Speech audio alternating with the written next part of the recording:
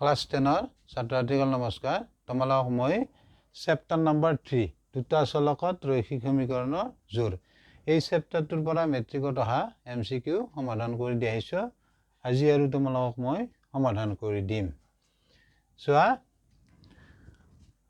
তলৰ ৰৈখিক সমীকৰণৰ জোৰ কেইটা বিবেচনা কৰা এটামা এই জোৰ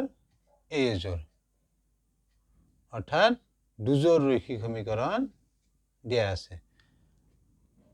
এই কোয়েশ্চনটো হৈছে 2020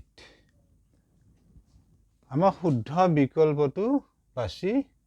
উলিয়াবলৈ দিছে ইয়াতে চাৰিটা অপচন আছে প্ৰথমে তুমি জানিব লাগিব ৰৈখিক সমীকৰণ তে জীৱৰ সমীকৰণৰ চলকৰ উচ্চতম ঘাত 1 এইবোৰ সমীকৰণক আমি ৰৈখিক সমীকৰণ বুলি কম যেনে চোৱা চলকৰ উচ্চতম ঘাত যদি 1 হয় যেনে x + 1 = 0 এইটো এটা ৰৈখিক সমীকৰণ কিন্তু ইয়াত চলক এটা আছে গতিকে এইটো হ'ব এটা চলকযুক্ত ৰৈখিক সমীকৰণ আৰু আমি পাম দুটা চলকযুক্ত ৰৈখিক সমীকৰণো পাম যেনে x + y + 5 = 0 ইয়াতে চোৱা চলক দুটা আছে x আৰু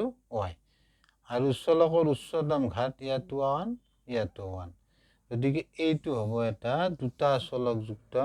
ৰৈখিক সমীকৰণ আৰু ইয়াক আমি সাধাৰণ আৰ্হি ax by + c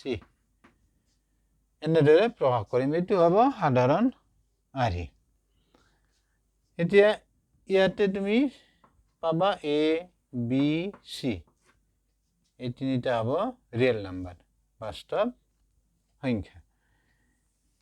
এতিয়া চাবা আমি ইয়াতে পাম দুটা চলকযুক্ত এজোৰ ৰৈখিক সমীকৰণৰ আৰ্হি পাম তে চোৱা দুটা চলক x আৰু y ৰৈখিক সমীকৰণৰ সাধাৰণ আৰ্হি এইটো চাবা এইটো এটা ৰৈখিক সমীকৰণ এইটো এটা ৰৈখিক সমীকৰণ আৰু এই দুয়োটাক আমি এজোৰ ৰৈখিক সমীকৰণ বুলি কম চলক থাকিব x আৰু y অৰ্থাৎ দুটা চলকযুক্ত এই দুটাক আমি একেলগে কম ৰৈখিক সমীকৰণৰ জোৰ এতিয়া চাবা এতিয়া আমাৰ কন্ডিশন থাকিব কিছুমান কন্ডিশন কেইটা কৈছো চাবা এই ৰৈখিক সমীকৰণ দুটাৰ অদ্বিতীয় সমাধান থাকিব তেতিয়া শৰ্তটো হ'ব a1 by a2 not equal b1 by b2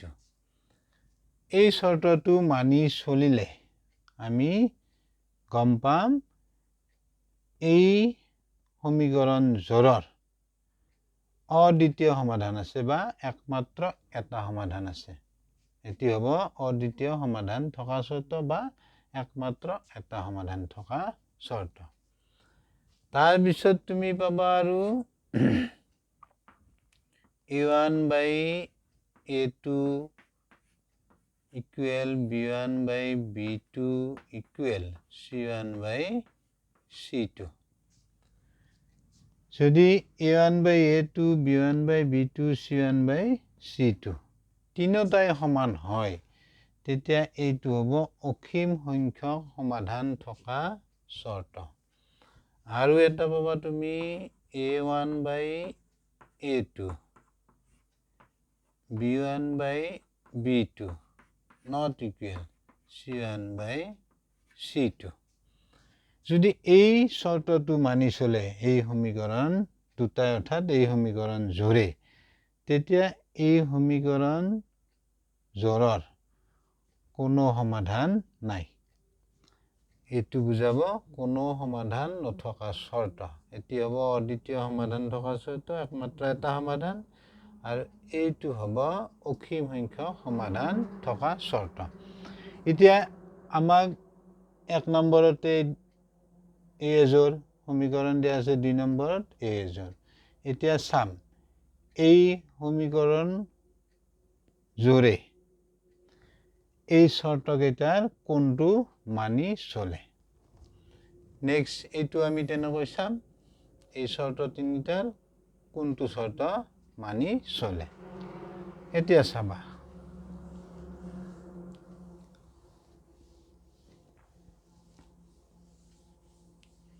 এক নম্বৰত থকা আমি জোৰটো প্ৰথমে চাওঁ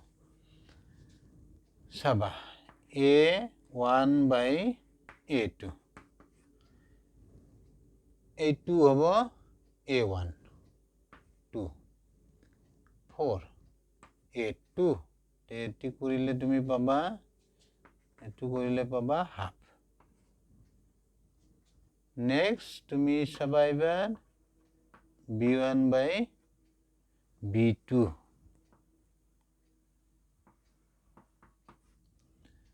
এতে চোৱা -3 হ'ব b1 নেক্সট -6 দিছাবা মাইনাস মাইনাস ক্যান্সেল হ'ব আৰু এটো 3 ৰে 3 কে এবাৰ যাব তাৰ পিছত 3 ৰে 6 দুবাৰ অৰ্থাৎ ইয়াতো থাকিব 1/2 এতিয়া চোৱা আমি a1/a2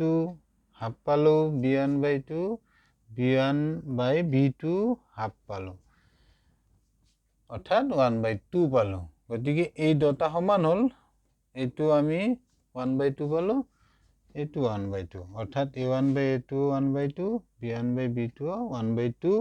পালে c1/c2 তুমি চাব লাগিব ইবাৰ চোৱা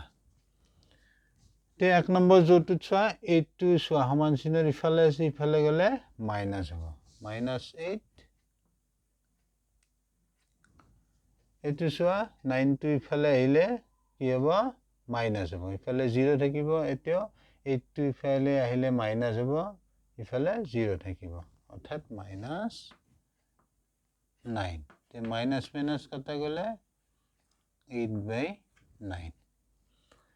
তে কি পালো এতিয়া শর্তটোত চোৱা যেহেতু আমি এটা লিখিম a1/a2 ইকুয়াল হ'ব b1/b2 not equal c1/c2 চোৱা a1/a2 হাফ b1/b2 হাফ গতিকে এই দুটা সমান কিন্তু c1/c2 8/9 সমান নহয় এই দুটা ৰেশিওৰ লগত c1/c2 সমান নহয় গতিকে এইটো হ'ব শৰ্ত কোনো সমাধান নথকা শৰ্ত অলপ আগত মই বুজাই দিছো এই শৰ্তটো মানি চলিলে এই সমীকৰণ জোৰে এই শৰ্তটো মানি চলিছে গতিকে কি হ'ব এইটো হ'ব কোনো সমাধান নথকা শৰ্ত পালো তে এক নম্বৰত থকা জোৰটোই কোনো সমাধান এই এক নম্বৰৰ জোৰটোৰ কোনো সমাধান নাই ইবাৰ আমি চাম 2 নম্বৰত থকা জোৰটো এটো পালো কোনো সমাধান নাই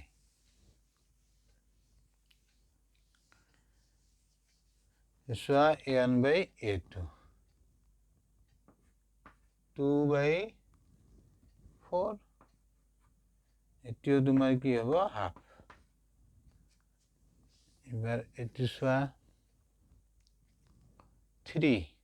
b1 3 b2 6 এটো হাফে হ'ব নেক্সট c1/c2 কি আছে -9 -18 এটো কি হ'ব হাফে হ'ব হাফে বাবা এটো মাইনাস মাইনাস ক্যান্সেল যাব নরে নক কাটিবা একবার নরে 18 18 কাটা দুবার হাফে বাবা তে কি পালা এবার শর্ত আমি কি পেলো a1/a2 equal b1/b2 B2 equal C1 by C2 চোৱা A1 by A2 হাফ আছে হাফ পালো B1 by B2 হাফ পালো C1 by C2 হাফ পালো অৰ্থাৎ তিনিটা ৰেচিঅ'য়ে সমান আৰু তিনিটা ৰেচিঅ' সমান হলে কি বুজাব এই সমীকৰণ জোৰটোৰ অসীম সংখ্যক সমাধান আছে আৰু প্ৰথম জোৰটোৰ কোনো সমাধান নাই আৰু দুই নম্বৰ জোৰটোৰ আছে আমাৰ অসীম সংখ্যক সমাধান অৰ্থাৎ আমি বুজি পালো এক জোৰটোৰ কোনো সমাধান নাই আৰু দুই জোৰটোৰ অসীম সংখ্যক সমাধান আছে এতিয়া চোৱা অপচন এ এক নম্বৰ জোৰটোৰ সমাধান নাই কিন্তু দুই জোৰটোৰ অদ্বিতীয় সমাধান আছে এতিয়া চোৱা এক জোৰটোৰ সমাধান নাই ঠিকে আছে কিন্তু দুই জোৰটো অদ্বিতীয় সমাধান থকা বুলি কৈছে এইটোতো আমি অসীম সংখ্যক সমাধান পালো গতিকে এইটো নহয় বি এক জোৰটোৰ অসীম সংখ্যক সমাধান আছে এইটো ভুল এক জোৰটোৰ কোনো সমাধান নাই পাইছো গতিকে এইটো নহয় তাৰপিছত নেক্সট খিনি কি দিয়া আছে কিন্তু দুই জোৰটোৰ সমাধান নাই এতিয়াও ভুল কাৰণ এইটো আমি দুই জোৰটোৰ সমাধান পাইছো অসীম সংখ্যক সমাধান আছে সি এক আৰু দুই দুয়োটা জোৰৰে সমাধান নাই এইটো নহয় কাৰণ এক জোৰটোৰ সমাধান নাই দুই জোৰটোৰ সমাধান আছে ইয়াতে দুয়োটাৰে নাথাকা বুলি কৈছে গতিকে অপচন ডি হ'ব এক জোৰটোৰ সমাধান নাই হয় আমি পাইছো এক জোৰটোৰ কোনো সমাধান নাই কিন্তু দুই জোৰটোৰ অসীম সংখ্যক সমাধান আছে হয় এইটো শৰ্ত অসীম সংখ্যক সমাধান শৰ্ত এইটো আমি দুই জোৰটোৰ অসীম সংখ্যক সমাধান থকা বুলি পাইছো আৰু অপচন আমাৰ ডি হল হলা বুজি আৰু তুমি এনেকৈ চাব পাৰিবা ডিটো হ'ব আমাৰ শুদ্ধ অপচন এই দুই নম্বৰটো চোৱা এই সমীকৰণটোক যদি তুমি দুইৰে পূৰণ দিয়া তেতিয়া এই সমীকৰণটো পাবা নাইবা এই সমীকৰণটোক যদি তুমি দুইৰে হৰণ দিয়া গোটেইখিনিক তেতিয়া এইটো পাবা তেতিয়া এই সমীকৰণটোক এই সমীকৰণটোৰ সমতুল্য সমীকৰণ বুলি কয় যদি সমতুল্য সমীকৰণ হয় এইটো হয় দুটাক আমি কম সমতুল্য সমীকৰণৰ জোৰ তেতিয়াও কি হয় অসীম সংখ্যক সমাধান থাকে আৰু তেনেকৈ তুমি চাব পাৰিবা গতিকে অপচন আমাৰ হৈ গ'ল পাই গলো অপচন ডি গতিকে তোমালোকে বুজি পালানে নাই কমেন্টত জনাবা আৰু ভিডিওটো লাইক শেয়াৰ সাবস্ক্ৰাইব কৰিবা থ্যাংক ইউ বাই বাই